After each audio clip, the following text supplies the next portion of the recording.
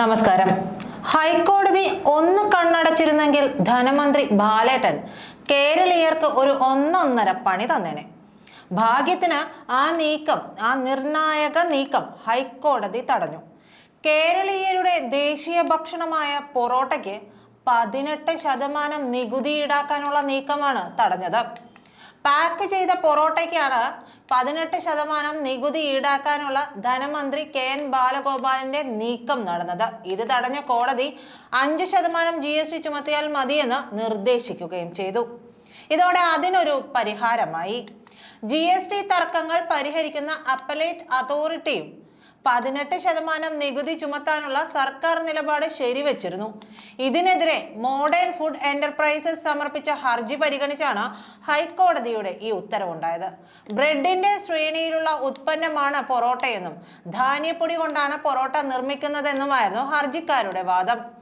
പൊറോട്ടയും ബ്രെഡും രണ്ടാണെന്നും പൊറോട്ടയ്ക്ക് 18% GST ചുമത്തണമെന്നുമായിരുന്നു സർക്കാർ വാദം. ജസ്റ്റിസ് ദിനേശ് കുമാർ സിംഗിന്റെ സിംഗിൾ ബെഞ്ചാണ് സർക്കാർ വാദം തള്ളിയത്. ഉത്തരവിനെതിരെ അപ്പീൽ നൽകാനാണ് KN ബാലഗോപാലിന്റെ നീക്കം.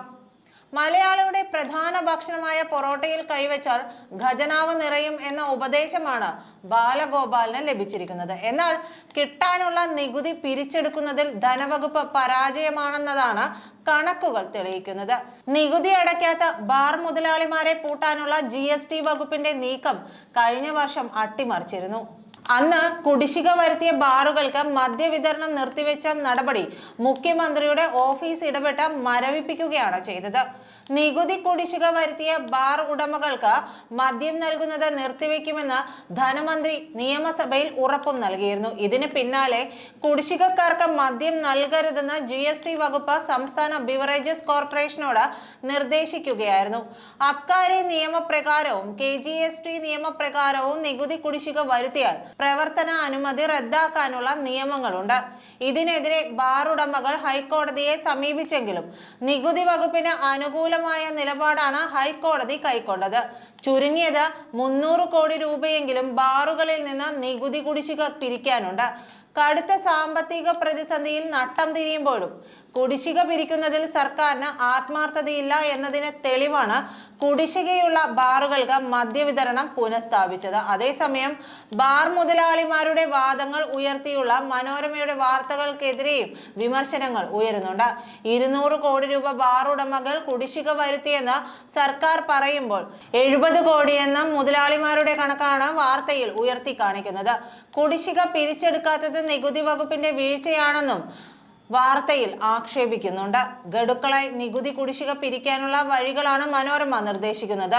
ഉമ്മൻചാണ്ടിയുടെ കാലത്ത് പൂട്ടിയ ബാറുകൾക്ക് പകരം പിണറായിയുടെ ഭരണകാലത്ത് 717 ബാറുകളാണ് കേരളത്തിൽ തുറന്നത്. എന്നാൽ പ്രളയം, കോവിഡ് തുടങ്ങിയ തടസ്സവാദങ്ങൾ നിരത്തി ഭൂരിഭാഗം ബാർ ഹോട്ടലുകളും യഥാസമയം റിട്ടേണുകൾ ഫയൽ ചെയ്യുകയോ TOT അടയ്ക്കുകയോ ചെയ്തില്ല. ഇതിന് സർക്കാരിന്റെ മൗനാനുവാദവും ഉണ്ടായിരുന്നു.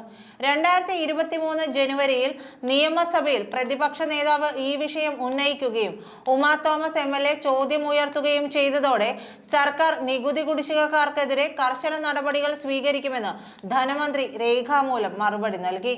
ഈ മറുപടി അനുസരിച്ച് 2022-23 കാലയളവിൽ മാത്രം 328 ബാറുകൾ പ്രതിമാസ റിട്ടേണുകൾ ഫയൽ ചെയ്യുന്നതിൽ വീഴ്ച വരുത്തിയെന്ന് ധനമന്ത്രിക്ക് സമ്മതിക്കേണ്ടിയും വന്നു.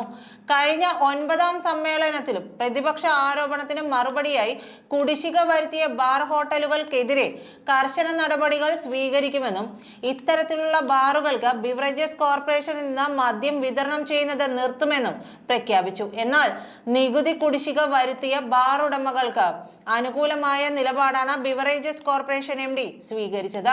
കുടിശ്ശികയുള്ള ബാറുകൾക്ക് മദ്യം നൽകാതിരുന്നാൽ വ്യാജ മദ്യ വിൽപ്പന കൂടുമെന്നും സ്വാഭാവികമായ വിൽപ്പന നികുതിയിൽ കുറവ് സംഭവിക്കുമെന്നും അതുകൊണ്ട് നിലപാടിൽ വ്യക്തത വേണമെന്നും ആവശ്യപ്പെട്ട് MD കത്ത് നൽകുകയായിരുന്നു. കുടിശ്ശിക അടയ്ക്കാത്ത ബാറുകൾക്ക് മദ്യം കൊടുക്കുന്നത് സർക്കാർ നിർത്തിവെച്ച തീരുമാനം പിൻവലിക്കാൻ ബാർ ഉടമകൾ മുഖ്യമന്ത്രിയുടെ ഓഫീസുമായി ബന്ധപ്പെട്ടു.